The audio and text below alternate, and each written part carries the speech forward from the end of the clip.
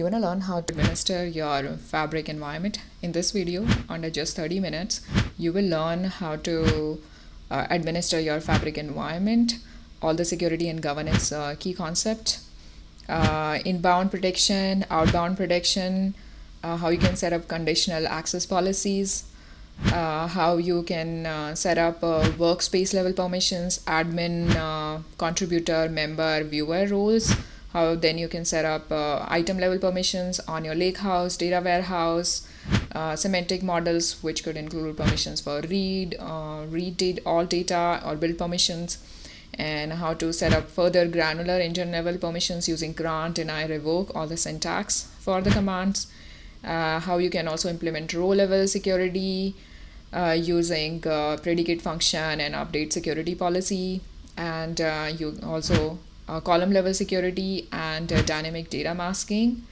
Hi everyone, welcome to the channel. This is Reena. In this video, we'll continue with the Fabric series, and we're going to talk about is Fabric administration with main focus on security and governance features. So far, we have covered is Fabric key concept, setting up free trial for Fabric, the end-to-end data project implementation in Fabric using medallion architecture, real-time intelligence, and how to set up alerts and live dashboards in Fabric. Today we're gonna talk about is Fabric administration, which could be a boring topic, but which is also must know. I'm really excited to share it with you guys. If you find this video helpful, please like and subscribe it. It really helps me keep going. So now let's get started. On the left side, you can see how a Fabric setup will look like for an organization. You will have a tenant, and then under tenant you could have multiple capacities, and you will have different items under your workspace.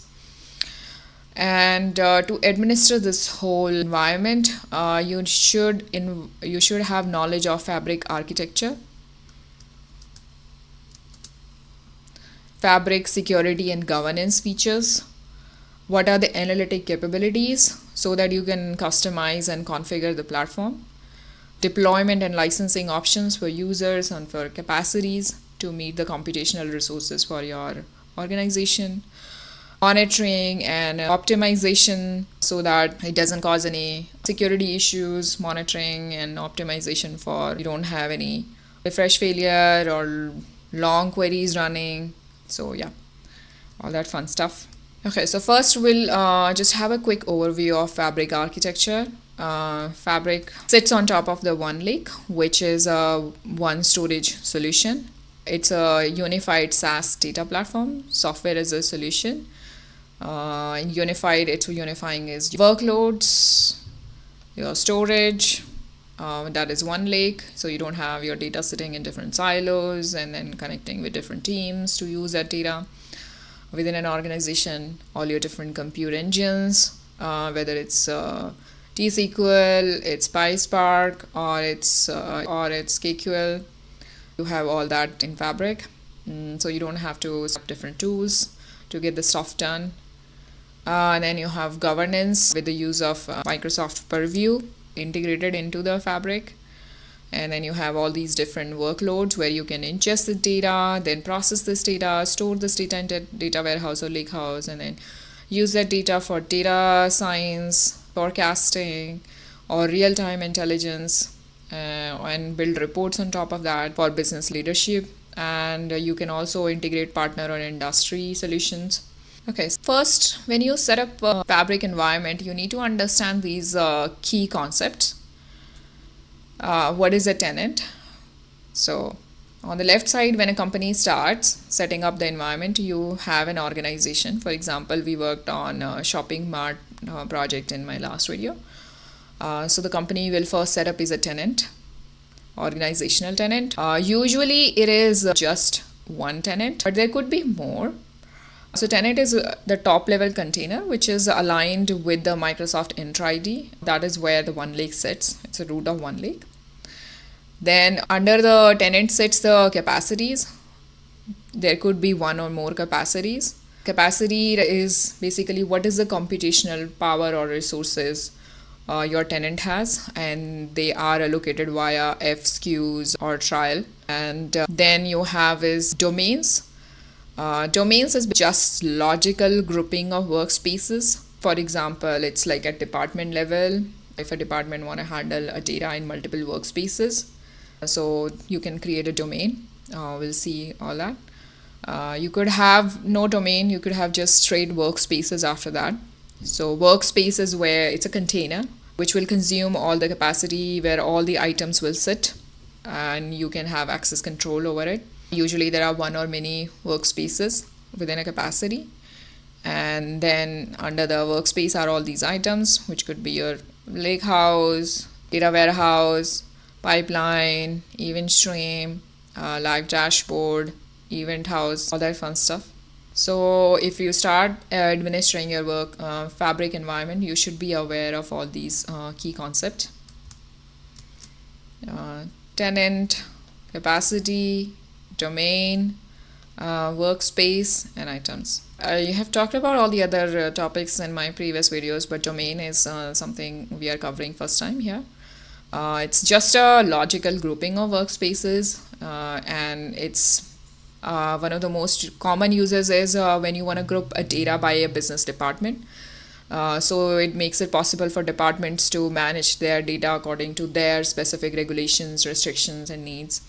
And it helps us when you are navigating the one catalog. It allows you to filter your data according to your domain. You can see here. If you have Fabric trial, it will not allow you to create domain. But if you have Fabric in your business, you should be able to see this filter. With the drop down, you should be able to see other domains in your tenant. And you can create the domain is navigate to the admin portal, go to the domains, and then click on create a new domain. Then you can assign the workspaces under that. Let me navigate to the Fabric UI where we can see it more clearly. Now we're in the Fabric UI, and so you can see your tenant information is click on the user, and if you click on information, you can see the tenant ID, the tenant domain, and then you can switch tenants if you have multiple tenants for your organization. You can click on view account and you can see more details regarding your Microsoft Fabric account. And now let's head to admin portal, where right now, because this is trial, so I'll show you how to navigate to the admin portal. So if you click on settings and then click on admin portal, this is trial, so you are seeing only just an option, capacity settings, but in actual Fabric account you will see way more settings here. You can control your tenants, users, workspace access, create domains. So here, because it's trial, if you click on trial, you will see here the capacity trial and in which region is it located. So same you will be able to see for if you have other capacities or multiple capacity, in which region is it and what is the status, what is the capacity unit. You can make some changes if you want. You can click on actions here. You want to change the admin, you can do here. This is where you will see the Fabric capacity. Okay, now so when you go to home, you will see is workspaces here, all your workspace. You can create a new workspace by clicking on new workspace. This is trial, so you're not seeing one more option, admin monitoring, so you will see directly above here. And if you click on any of the workspace, and then you can click on manage access and click on workspace settings, and here you could assign it to the domain. Right now, because this is trial, so we cannot create a domain in trial. Otherwise, then that domain can be assigned here, and then you will be able to filter when you go to the one-lay catalog. You'll see on the top here, because this is trial, so you're not seeing the domain filter. One-lay catalog will allow you to easily move and organize and govern your data, but domain specific. Okay, now let's head back. Yeah, so here you could see one-lay catalog will allow you to filter data and you can create domains. Fabric administration tools involve is Fabric admin portal. Should aware of how to navigate and what are the different features. Fabric PowerShell commandlets, admin APIs and SDKs, admin monitoring workspace. These are some of the main tools for Fabric administration. On the left side, you could see is admin portal. What are the different options available here? You could go to the tenant settings, where you can allow users to create Fabric actions. You can enable it for the entire organization or specific groups or people. You can delegate settings to the other admin, capacity admins, what other features they can do. There are way more features. You'll scroll down. You can create usage metric for your Fabric. You can control the access to the users here. You can create domains and different settings for domains here. You can create tags here, capacities, organizational visuals, whether they can export or not. Workspaces can be controlled here. You can see all the different workspaces and who is the admin and who have access, and you can control the workspaces from here. So these are all the other different options. You can also do is admin monitoring workspace. Earlier I showed you how you can navigate to the workspaces and it'll allow you to create a new workspace.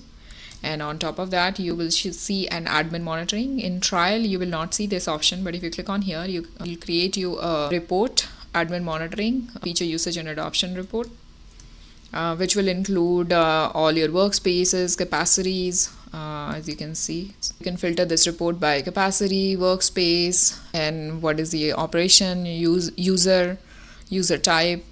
You can play with the filters, the dates, if you are looking at what are the activities, who are the active users by date, most active operations, and then capacity, most active workspaces. You can configure this report and use it to monitor your administer your Fabric. Now let's look at PowerShell commandlets, admin APIs and SDKs.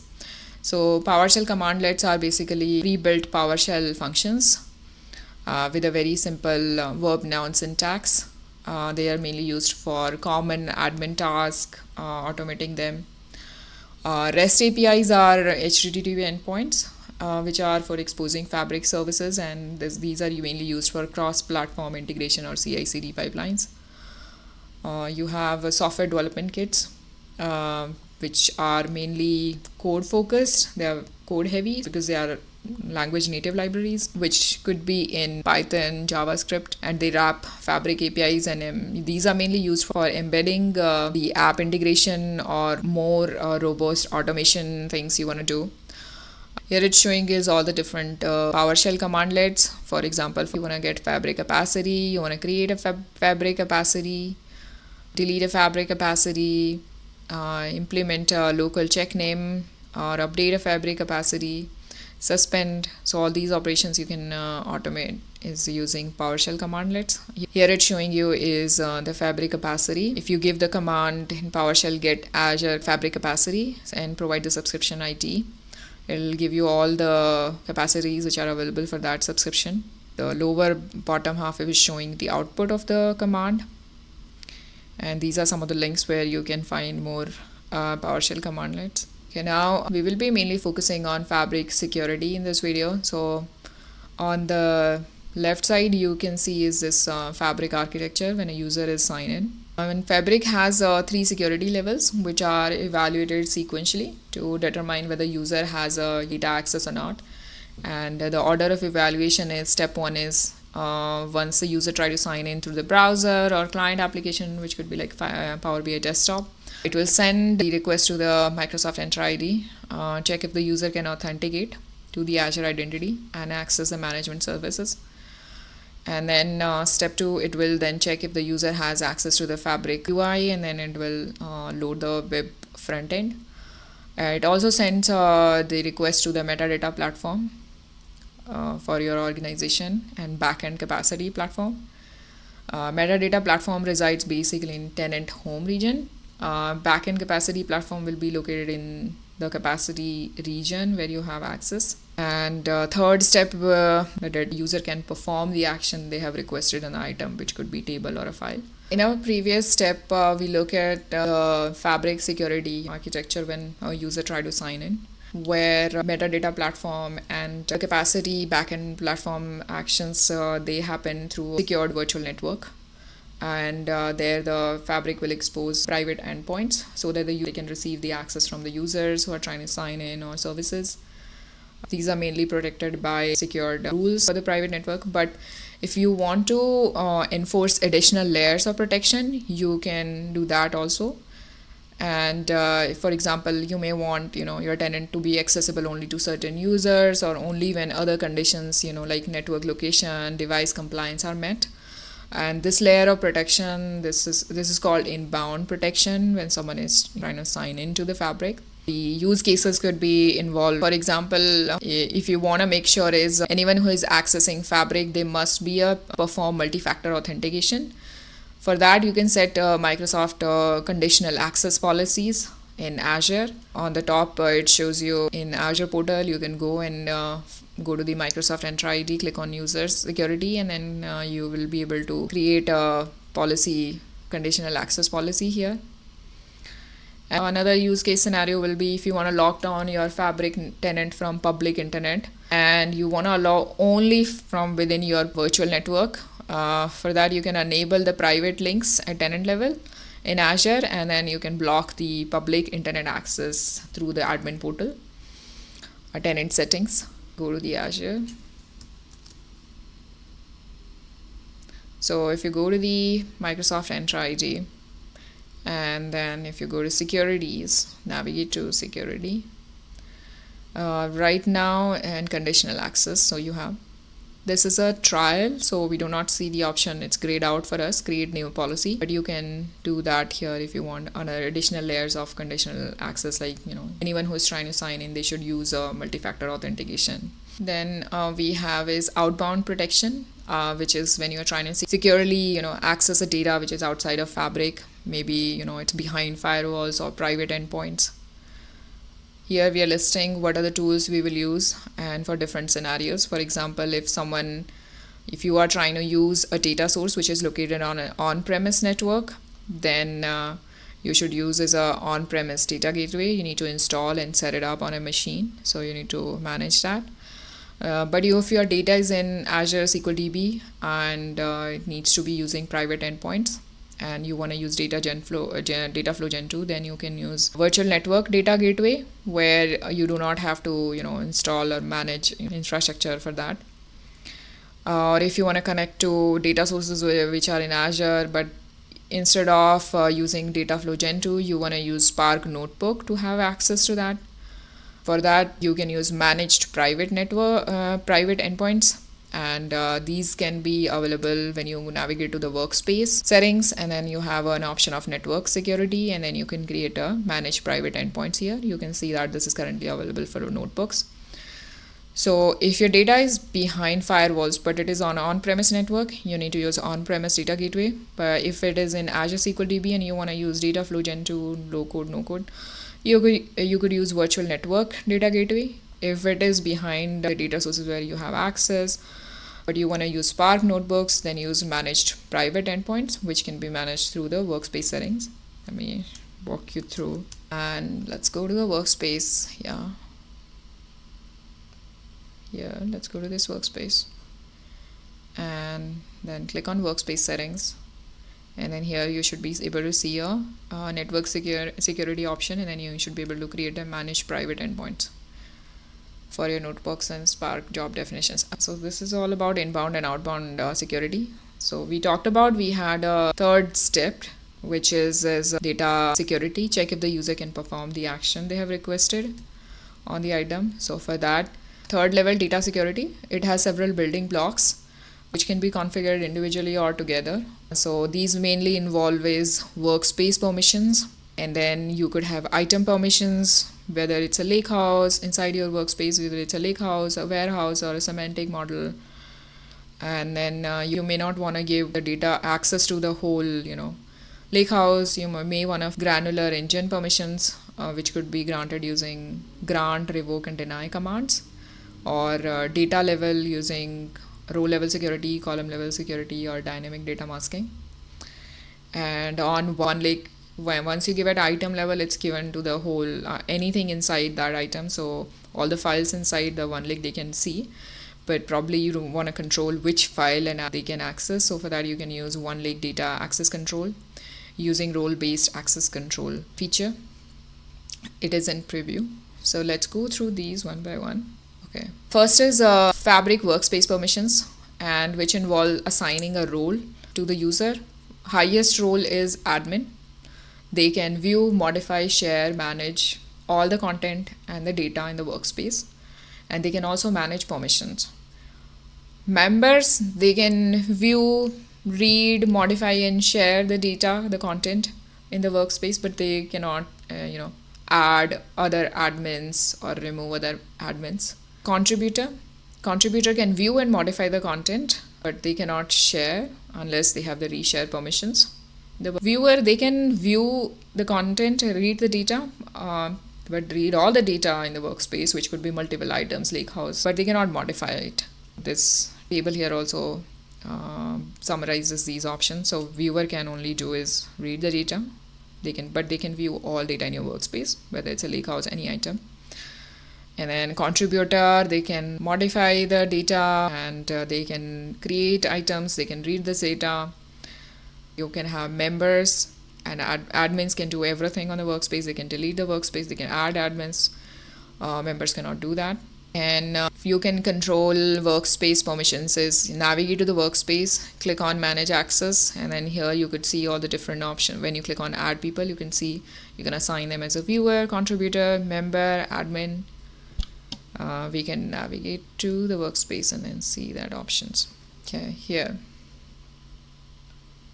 you can click on manage access, and here right now I do not have other people in my tenant, so I cannot. But here if you add the name or the email, you can click on admin, member, contributor, viewer, and you can click here, and you can learn more about this, the different roles. It gives you all the list of the actions which the each member or each role can do.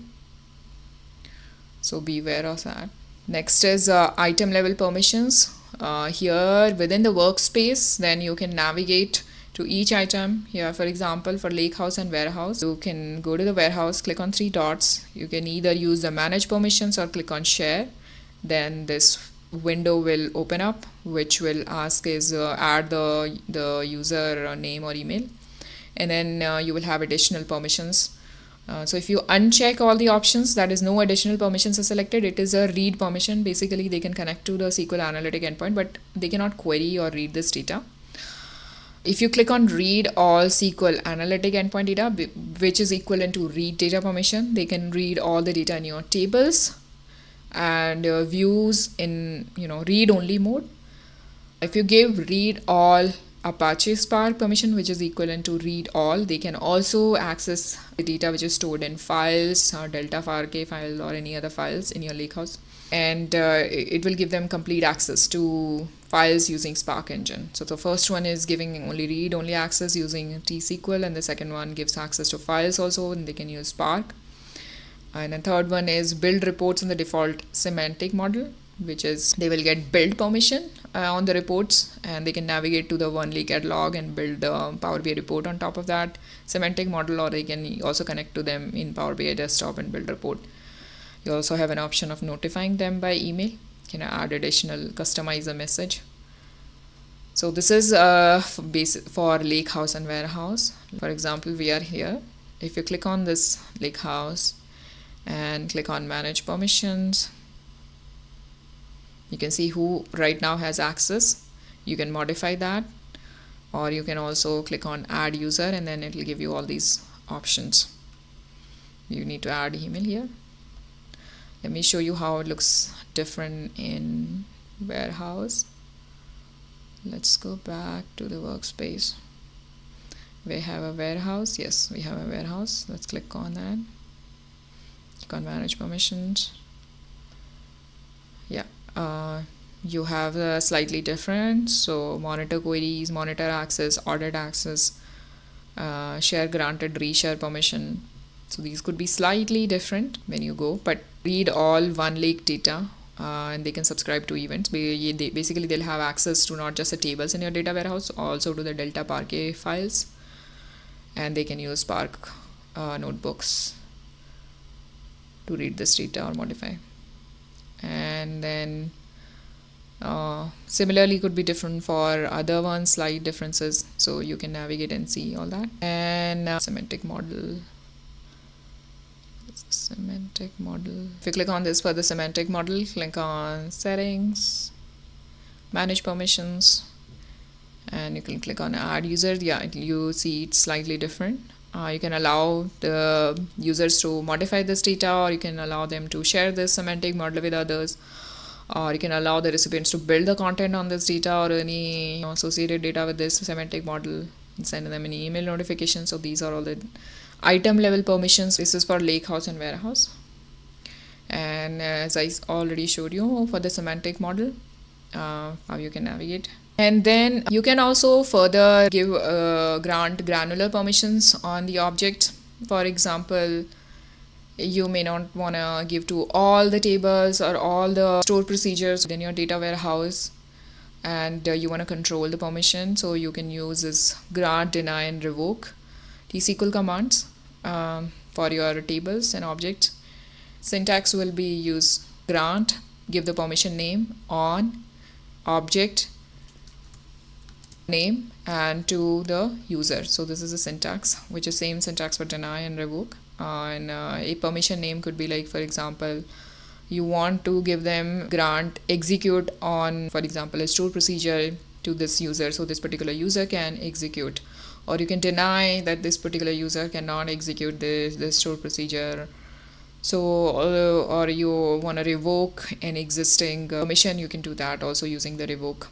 This is how you can granularize the permission on the items. You can also give as data granular permissions using features as row level security, column level security, dynamic data masking. So for example, on that table, your users should not be able to see is maybe social security numbers. You have some customer confidential data. So let's look at that. Yeah, so you can do is use row level security. Here the first step will be you need to create a schema which will hold your row level security object, and your objects will include is you need to create a predicate function and a security policy. First you will create a predicate function which will be evaluating who is querying a particular table. For example, in this case we have a sales table, and in that sales table there is a column called sales rep. So sales rep should be able to see only their record. So a function can be created is, this is just a syntax how you can create function, the schema, and then give the function name and give the parameter sales rep, and then it will return any invalid table, and it will select sales rep should be equal to the username. This is who the user is signing. Step 3, final step will be you need to create a security policy which will invoke the function for each time a query is run on this sales table. So it will add the filter predicate, this function. It will invoke this function on dbo.sales table with the state is equal to on. So this is a syntax how you will create. So then the sales table will show data only for that particular, like records only for that sales rep. This is for row level security. You can also make use of his column level security. Maybe you don't want to expose particular column to the users or certain users or a group. So you can make use of column level security, which will allow you to designate which users can access specific columns in a table. It is implemented by using grant or deny, which we have already seen the syntax. So you can, in the deny statement, you can give is deny select. I mean, they cannot select on which object on this table DB orders, which column you want to provide credit. You can have multiple columns also here to which user or a group of users. So you can provide that. So they will not be able to see that particular column will not be exposed to the users. Then we have dynamic data masking. So these are applied on individual columns at the table level. So all the queries are affected by the masking. There are 4 types of mask. One is default, which is full masking, and second is you have email, which is for your emails, and it will show you like this. Yeah, if you provide an email, this is a syntax.com you will be able to see. Then you have random, which is for numeric, which will replace your numbers with random numbers. Then you have custom string. Syntax is you need to provide which syntax it should start, what is the padding you want to use, and the suffix from the string. You can use it using alter table or create table command. So here, for example, in the employee data table, we want to mask is column. So we're going to add mask with function because we are doing it on the column name email, and we are adding is masked with function is equal to email. So now this column will show is first character, and then the rest of the characters will be padded like this. Or you can also use add mask while creating the table itself. For example, first name, we should be able to see only first character and the last two, and the rest will be padded using this hash. And then you could also mask them with the default full masking. You could also use as custom string. For example, for SSN, we want to see the last 4 digit, so rest of it will be covered. So here the prefix will be 0, we don't want to see anything first, and then rest of it will be padded using XXX, and then the last 4 digits you will be able to see. So that's how you can code dynamic data. Right now in Fabric trial, I do not have other users. If you go here, go to the workspaces, go to next gen, click on any warehouse. Yeah, you can write these queries, but right now this query will not work for me. I'll be able to see all the data even if I try to create this table. If I select star from the customers, it will show me all the data because I am the admin, I have access. So that's, yeah, this is right now not working. It's showing me all the values because I have the admin access on this. For that you need to add someone who has a viewer permission, another user, and then so whenever they will read any data from this, they will see it as masked and they will not see the full values. So this is all about dynamic data masking. Then we have is one lake data access control. So in your lake house, you may, when you are giving item level permission, you may not want to give access to all the files and folders. Maybe you want to give only to particular files and folder. For that, you need to navigate to the lake house, and then you should see the option of manage one lake data access, and then you should be able to, the second step will be you need to give the role name. You will be able to add the data to your role. You will be able to browse your lake house and then select the files and the folders, and then you can add the users or the group who should have access to those files and folders, and not all the files and folders in your one lake. Let me navigate to the workspace. Okay, and then let's open a lake house.